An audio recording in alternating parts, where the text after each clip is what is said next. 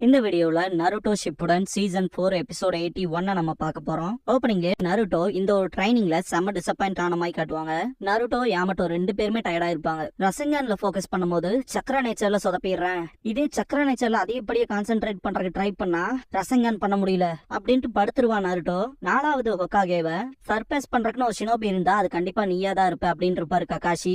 அதை திங்க் பண்ணி பார்த்துட்டு கக்காஷி சென்சே என்ன அதிகப்படியா நம்புறாரு, அந்த நம்பிக்கையை என்னால காப்பாற்ற முடியுமான்னு தெரியல, நான் ஒரு கம்ப்ளீட் ஃபெயிலியரா இருக்கேன் அப்படின்ட்டு நருட்டோ ஃபீல் பண்ணுவான். யாமட்டோ இப்ப என்ன பண்றது, இதை ஸ்டாப் பண்ணிடலாமான்னு சொல்லி கேட்பாரு.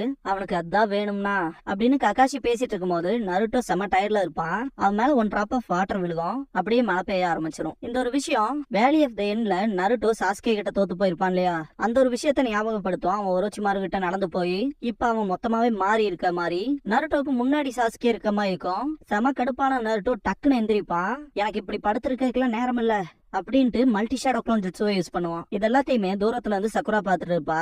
நருட்டோட எல்லா க்ளோன்ஸுமே வெறித்தனமா ட்ரைனிங் எடுக்கும். திடீர்னு பார்த்தா ஒரு க்ளோன்ல இருந்து நைன்டெயில்ஸோட அந்த சக்கரா வெளியே வர ஆரம்பிக்கும். இதை பார்த்த இன்னொரு க்ளோன் எல்லாருமே ஜாக்கிரதையா இருங்க, அந்த நைன்டெயில்ஸ் ஃபாக்ஸ் சக்கரா இன்னொருத்தனுக்குள்ள இருந்து வர ஆரம்பிச்சிச்சு அப்படின்ட்டு ஓட ஆரம்பிக்குங்க. அந்த நைன்டெயில்ஸ் க்ளோக் வரவுமே செம ரேஜ் ஆவான் நருட்டோ.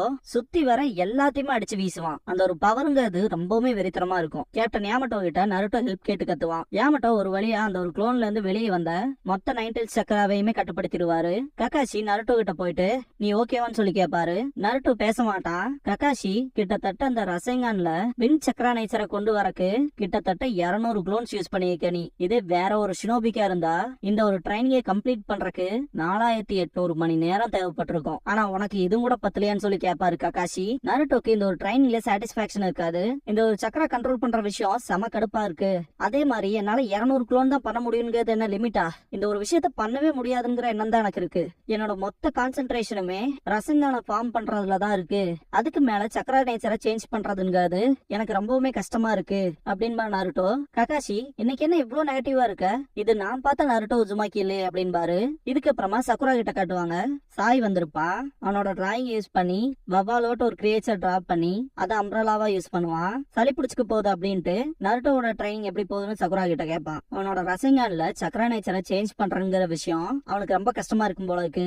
அவன் அந்த அளவுக்கு இன்டெலிஜென்ட்டும் கிடையாதுன்னு சக்குரா சொல்லும் போது அதனாலதான் கக்காஷி ட்ரைனிங் கொடுக்குறாரான்னு சொல்லி சாய் கேட்பான். கக்காஷி சென்சே இந்த ஒரு ட்ரைனிங் நருட்டோனால மட்டும்தான் பண்ண முடியும் அப்படின்னாரு. குறிப்பா நருட்டோனோட இன்னொரு க்ளோனை யூஸ் பண்றது மூலமா இந்த ஒரு ட்ரைனிங்கை டபுள் ஆக்கலாம்னு நினைச்சாரு.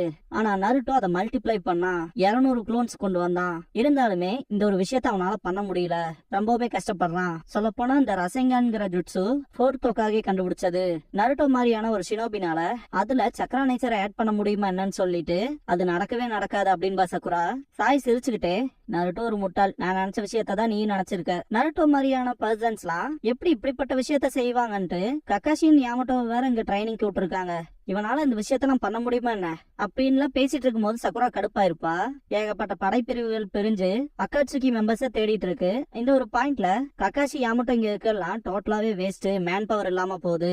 அதுலயும் நருட்டோ கிட்ட இருந்து ஹொக்காகே அப்படி என்னதான் எக்ஸ்பெக்ட் பண்றாங்களோ அப்படின்னு சாய் சொல்லும் போது சக்குரா வெறித்தனமா பக்கத்துல இருக்க மரத்தை குத்தி இருப்பா. இன்னொரு வார்த்தை நருட்டோவை பத்தி தப்பா பேசினா நீ அவ்வளவுதான் பாத்துக்க அப்படின்னு சக்குரா. நருட்டோ முட்டாளா இருக்கலாம், தேவையில்லாத விஷயத்த பண்ணிக்கலாம், வினோதமா கூட நடந்திருக்கலாம், அவன ஒரு முட்டாள் நினைச்ச எல்லாத்தையுமே அவன் தப்புன்னு ப்ரூவ் பண்ணிருக்கான். லீஃப் வில்லேஜ கஷ்டமான சிச்சுவேஷன்ஸ்ல ஏகப்பட்ட தடவை காப்பாத்திருக்கான். அவனோட டீம்மேட்டா உனக்கு இந்த விஷயம் புரிஞ்சாகணும் அப்படின்னு பயங்கர டென்ஷனோட சக்குரா பேசிட்டு இருக்கும் போது சாய் சிரிப்பா. என்னடா சிரிப்புன்ட்டு குத்துறக்கு போவா சக்குரா, அதுக்கெல்லாம் அவசியமே இல்ல, சில நேரங்கள்ல புக்ல இருக்க விஷயம் யூஸ்ஃபுல்லா தான் இருக்கு அப்படின்ட்டு அண்டர்ஸ்டாண்டிங் அதர் பீப்புள்ஸ் ஃபீலிங் அப்படிங்கிற சீரீஸ் உள்ள புக்கை தான் படிச்சிருப்பா சாய். வார்த்தைகள் உண்மையான ஃபீலிங்ஸை வெளிக்கொண்டு வருங்கிற சீரீஸ் தான் இது. அந்த புக்ல போட்டிருக்க விஷயத்த சக்குரா வச்சு டெஸ்ட் பண்ணி பார்த்திருப்பா சாய். சாய் நீ நருட்டோ எந்த அளவுக்கு நம்புறேன்னு எனக்கு தெரியுது அப்படின்னு சொல்லும் போது என்னென்ன ஏமாத்திட்டியான்னு சொல்லி சக்குரா கேப்பா. சாய் இந்த மோசமான மட்பால்ஸ சாப்பிடறது மூலமா நருட்டோக்கு ரொம்பவுமே கஷ்டமா தான் இருக்கும், அவன் ட்ரைனிங்கோட ரிசல்ட்ஸும் கூட காட்ட முடியாம அப்படின்னு சாய் சொல்லவும் சக்குரா செம கடுப்பாவா. டேஸ்டா முக்கியம், எஃபெக்டிவ்னஸ் தானே முக்கியம் அப்படின்ட்டு கத்திட்டு இருக்கும் போதே சாய் இங்க இருந்து கிளம்பி இருப்பான். நருட்டோ இந்த ஒரு சிச்சுவேஷனை கடந்து வந்துருவான்ட்டு போயிருவான் சாய். இதே ஃபீலிங் தான் சக்குராவுக்கும் இருக்கும். இதுக்கப்புறமா நருட்டோ கிட்ட காட்டுவாங்க. இந்த தடவை இதெல்லாம் நடக்குமான்னு எனக்கு தெரியல அப்படின்பா நருட்டோ. எப்படி இருந்தாலும் நீ செஞ்சுதான் ஆகணும் அப்படின்பாரு கக்காஷி. நருட்டோ சொல்றது ஈஸி தான், உங்களால ஒரே சமயத்துல லெஃப்ட் அண்ட் ரைட் ரெண்டு பக்கமுமே பார்க்க முடியுமான்னு சொல்லி கேட்பான். யாமட்டோ இதுவும் கரெக்ட் தான், இது முடியாத காரியம் அப்படின்னு திங்க் பண்ணுவாரு. ஓ அதான் பிரச்சனையா, இது என்ன பண்ண முடியும் அப்படின்ட்டு ஷேடோ குளோன் ஜுட்சு பண்ணி நான் வலது பக்கம் பாக்குறேன், அதே சமயம் இடது பக்கமும் பாக்குறேன் அப்படின்பாரு. நருட்டோக்கான ஐடியா அவனுக்கு கிடைச்சிரும். அப்படி என்ன புரிஞ்சது இவனுக்கு அப்படின்னு திங்க் பண்ணுவாரு Kakashi. Naruto shadow clone jutsu பண்ணுவான். இதுக்கப்புறமா காக்குசு அப்புறம் ஹீடான் இருக்க இடத்த காட்டுவாங்க. ஆஸ்ட்ரல் ப்ரொஜெக்ஷன் ஜுட்சு மூலமா அகாட்சுகியோட மறைவிடத்துல எல்லாருமே சந்திச்சுக்குவாங்க. டூ டெயில்ஸை எக்ஸ்ட்ராக்ட் பண்றதுக்கு யூகிட்டோ நீயோட உடம்புல இருந்து டூ டெயில்ஸை எக்ஸ்ட்ராக்ட் பண்ணிட்டு இருப்பாங்க. ஹீடான் பெயின் கிட்ட லீப் ஷினோபிஸோட சண்டை போட்டு இருக்கிறதுக்கு நடுவாலேயே டூ டெயில்ஸை யூகிட்டோ கிட்ட இருந்து பிரிச்சு சீல் பண்றதுக்கு கூப்பிட்டுருப்பான் இல்லையா, அத பத்தி கேட்டு கடுப்பாவான். இந்த ஒரு ப்ராசஸ் 3 நாள் எடுக்கணும் பெயின் சொல்லவும், என்ன 3 நாள் ஆகுமா, நாங்க இருக்க இடத்துல மழை பெய்யுது அப்படின்பா ஹீடான். காகுசு கொஞ்சம் வாய மூடுறான்பா. விட்டுருந்தா லீஃபை சேர்ந்த கடவுள் நம்பிக்கை இல்லாத ஷினோபிஸ அப்பவே நான் முடிச்சிருப்பேன், ஜாஷின் மதத்தை பத்தி புரிய வச்சிருப்பேன் அப்படின்பா ஹீடான். இங்க பாரு, லீஃப் சேர்ந்தவங்க எல்லாம் கடவுள் நம்பிக்கை இல்லாதவங்களா இல்ல, அவங்களோட முன்னோர்களை கடவுளா நினைக்கிறாங்க. வில் ஆஃப் ஃபயரோட தத்துவங்களுக்கு ஏத்த மாதிரி நடந்துக்கிறாங்க. நீ சண்டை போட என்ன ஒரு நியாயத்தை வச்சிருக்கியோ அதேதான் அவங்களுக்கும் அப்படின்பா பெயின். ஹீடான் செம கடுப்பாவான். என்ன இன்சல்ட் பண்றேன்னு சொல்லி கேட்பான் ஹீடான். இங்க பாரு, அந்த நோக்கம்லாம் எனக்கு இல்ல, நீ சண்டை போடுறதுக்கான பர்டிகுலர் ரீசன் இருக்கு. சொல்ல போனா நம்ம எல்லாம் ஒரே படகுல தான் இருக்கோம். இந்த போருங்கிற ஒரு விஷயம் மதம், தத்துவம், வளங்கள், மண்ணுக்காக வெறுப்பு, அன்பு, பழி வாங்குறதுக்கு, ஒரு சில ஆசைகளுக்காக கூட நடக்கலாம். அதெல்லாம் ஒரு மேட்டரே இல்ல. அவங்க எவ்வளவு ஸ்டூபிடா இருந்தா அடுத்து சண்டை போட திங்க் பண்ணுவாங்க, வார் ஸ்டார்ட் ஆகும். நம்மளை பொறுத்த வரைக்கும் போருக்கான உள்ளுணர்வு இருந்தா போதும் அப்படின்னு பெயின் பேசிட்டு இருக்கும் போதே, யாரும் இவ்வளவு பெரிய லெக்சர்லாம் கேக்குறதுக்கு விரும்பல, எனக்குன்னு தனிப்பட்ட இலக்குகள் இருக்கு, என்னோட மொத்த விஷயத்தையுமே அகாட்சுகிங்கிற இந்த ஆர்கனைசேஷனுக்காக மட்டும் கொடுக்க முடியாது அப்படின்னு ஹீடான் சொல்லவும், நீ அகாட்சுகில இருக்க வரைக்கும் நீ எங்களோட இலக்குகளுக்கு தான் ஒத்துழைக்கணும். ஒன்ஸ் இந்த கோல் முடிஞ்சாலே உன்னோட இலக்குகளும் ஒரு முடிவுக்கு வந்த மாதிரி தான் அப்படின்னு பெயின் சொல்லும் போது ஹீடான்ல சமக்கடுப்பா இருப்பான். எவ்வளவு முடிவும் நல்லா பேசிக்க, கடைசி கட்டமா அகாட்சுகி வந்து நிக்க இடம் என்ன, பணம் தானே, பணத்துக்காக தானே சண்டை போடுறீங்க, சேம் காக்குசு மாதிரியே. நான் என் வாழ்க்கையில பணத்துக்காக சண்டை போடுறதான் ரொம்பவுமே வெறுக்கிறேன் அப்படின்பா ஹீடான். அதுக்கு பெயின், இப்போதைக்கு பினான்சியல் திங்ஸை தான் அகாட்சுகி ஆர்கனைசேஷன் பார்த்தாகணும், ஆனா எங்களோட உண்மையான இலக்கே வேற, அந்த ஒரு விஷயத்தை அடையணும்னா அதிகப்படியான பணத்தை செலவு பண்ணி ஆகணும் அப்படின்பா. இதை கேட்ட ஹீடான், டோபிக்கு அடுத்து 2வதா சேர்ந்த புது மெம்பர் நானு, அதனால உண்மையான இலக்கு என்னன்னு எனக்கு தெரியாது அப்படின்ட்டு பெயின் மேல கடுப்பாவான். என்ன காண்டாவுதா அப்படின்ட்டு பெயின், இந்த டைம் தான் கரெக்டானது உனக்கு சொல்றக்கு அப்படின்ட்டு அகாட்சுகியோட அந்த இலக்கை பத்தி சொல்லுவான் ஸ்டெப் பை ஸ்டெப்பா. மொத்தம் 3 ஸ்டெப் இருக்கும். ஃபர்ஸ்ட் ஸ்டெப் பாத்தீங்கன்னா பணம் தான். இதை கேட்ட ஹீடான் கடுப்பாவான். பெயின் செகண்ட் ஸ்டெப்பா அந்த பணத்தை யூஸ் பண்ணி ஷினோபி வேர்ல்டோட வரலாறுலயே ஃபர்ஸ்ட் வார் கான்ட்ராக்ட் ஆர்கனைசேஷனை உருவாக்க போறோம் அப்படின்பா. இந்த ஒரு விஷயத்துக்கு நான் ரியல் டைம் எக்ஸாம்பிளே கொடுப்பேன். அதாவது 2 நாட்டுக்கு இடையில ஒரு சண்டை போயிட்டு இருக்குன்னா, குறுக்காட ஒரு சில கண்ட்ரிஸ் நாங்க வந்து இவங்களுக்கு எங்களோட சப்போர்ட்டை கொடுக்குறோம் அப்படின்னு சொல்லிட்டு போர்ல ஒரு நாட்டுக்கு என்னென்ன விஷயங்கள் தேவைப்படுமோ அதுக்கான சப்போர்ட்ஸ் எல்லாம் கொடுப்பாங்க இல்லையா, அந்த மாதிரி இந்த 5 கிரேட் நேஷன்ஸ் இருக்குன்னா, இப்ப யார் பக்கம் வந்து இவங்களுக்கு பணம் கிடைக்குதோ அவங்களுக்காக இவங்க வேலை பார்ப்பாங்க, ஒரு கூலிப்படையோட்ட. இதை கேட்ட ஹீடான், இதே விஷயத்தை தானே மற்ற ஷினோபி கிராமங்களும் பண்ணுது, அவங்க மிஷின்ஸை வாங்குறாங்க, அதுக்கேத்த பேமெண்ட்ஸ அந்த மிஷினை முடிச்சதுக்கு அப்புறம் வாங்கிக்கிறாங்க, நீ சொல்றதுக்கு அதுக்கு என்ன வித்தியாசம் இருக்கு, என்ன எந்த ஒரு வில்லுமே இல்லாத ஏதாவது சின்ன கிராமத்தை புடிச்சு அதுக்கு லீடர் ஆகலான்னு பாக்குறேன் என்ன அப்படின்னு சொல்லிட்டு ஹீடான் செம கடுப்போட கேட்பான். இந்த ஒரு விஷயத்த நீ தப்பா புரிஞ்சுக்கிட்ட அப்படின்னு பெயின். ஹீடான் என்னன்னு கேட்கவும், இதை நான் ஆர்டராவே எக்ஸ்பிளைன் பண்றேன் அப்படின்ட்டு மொத்த ஷினோபி வேர்ல்டோட மேப்பையுமே காட்டுவாங்க.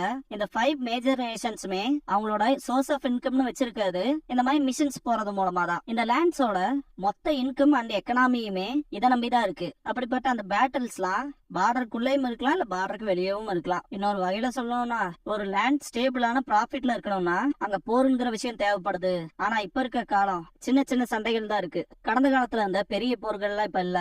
நிறைய கிராமங்கள் சின்னதா இருந்தாலும் எல்லா பக்கமும் ஷினோபி சண்டை போடுறதுக்கு தயாரா தான் இருக்காங்க, அவங்களோட லேண்டுக்காக உயிர் தியாகம் செய்யறதுக்கும் கூட.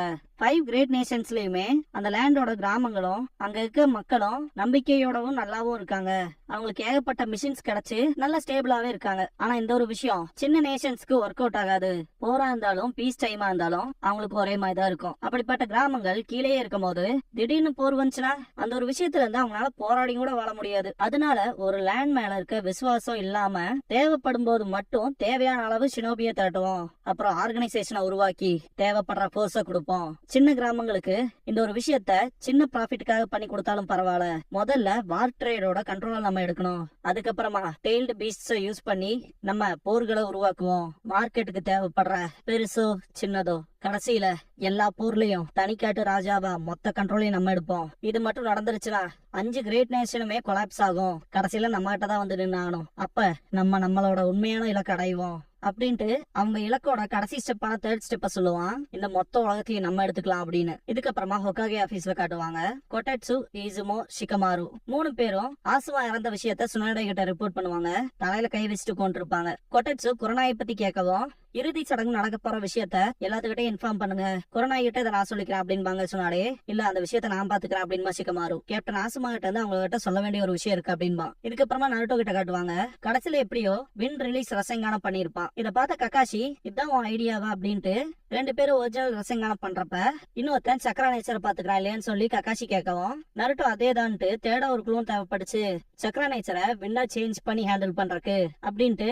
என்னால ஒரே சமயத்துல இடது பக்கமும் வலது பக்கமும் பார்க்க முடியலனா நான் என்னோட குளோனை யூஸ் பண்ணி பாத்துக்கிட்டு என்னோட பொறுப்புகளை பிரிச்சு இந்த ஒரு விஷயத்த பண்ணிருக்கேன் அப்படின்பா. இதுக்கு முன்னாடி வந்த என்னோட ஷேடோ குளோன் கொடுத்த ஐடியா இல்லையா அப்படின்னு சொல்லி கக்காஷி கேட்டுட்டு மனசுக்குள்ள நருட்டோவோட சக்கரனாலையும் அவனோட ஷேடோ குளோன்ஸோட ஸ்கில்னாலையும் மட்டும்தான் இப்படிப்பட்ட விஷயத்த பண்ண முடியும், என்னாலையும் பண்ண முடியாது, அதே மாதிரி ஃபோர்த்தோக்காகினாலையும் பண்ண முடியாது அப்படின்ட்டு இவன்னு திங்க் பண்ணுவாரு. நான் நினைச்ச மாதிரியே தான் நருட்டோ, நீ ஆச்சரியம் நிறைஞ்சவனா இருக்க, எனக்கு உனக்கு கொஞ்சம் பிடிக்க ஆரம்பிச்சிருக்க அப்படின்பாரு கக்காஷி. இதை கேட்ட நருட்டோ ஒரு மாதிரி வினோதமா ஃபீல் பண்ணிட்டு ஜுட்சுவை கண்ட்ரோல் பண்ணாம விடவும் 3 பேருமே பறந்து போய் விடுவானுங்க. 2 க்ளோன்ஸுமே ரிலீஸ் ஆயிரும். நருட்டோ இப்பெல்லாம் பேசாதீங்க அப்படின்பா. உங்களாலதான் மொத்த ஜுட்சுவுமே போயிருச்சுன்ட்டு. நான் என்னடா சொன்னேன் அப்படின்ட்டு பக்கத்தால போகும்போது தள்ளி போங்கன்பா நருட்டோ. இங்க பாரு என்ன வார்த்தைகளால என்னோட உணர்வுகளை வெளிக்காட்டுறதுன்னு தெரியல அப்படின்ட்டு பக்கத்தால போவாரு. நருட்டோக்கு மனசே இல்லாம பின்னாடி போயிட்டே இருப்பான். இவங்க 2 பேரும் என்ன பண்ணிட்டு இருக்காங்கன்னு யாமட்டோ பாத்துட்டு இருக்கும் போது ஈசுமோ அந்த இடத்துக்கு வந்திருப்பான். கக்காஷி ஒரே நிமிஷம் அந்த பக்கம் பாப்பாரு. நருட்டோ என்னாச்சுன்னு பாப்பா. யாமட்டோ கக்காஷி சென்பாயின்னு கூப்பிட்டு ட்ரைனிங் இதோட நிறுத்திட்டு வில்லேஜுக்கு போகணும் அப்படின்பாரு. நருட்டோ என்னன்ட்டு வாயை பொளந்துருவான். கக்காஷி என்னாச்சுன்னு கேட்கவும் யாமட்டோ பக்கத்தால வந்துட்டு ஆசுமா சருட்டோ அப்படின்பாரு. அதுக்கே நருட்டோ அண்ட் கக்காஷியோட முகமே மாறும். இறந்துட்டாரு அப்படின்பாரு யாமட்டோ.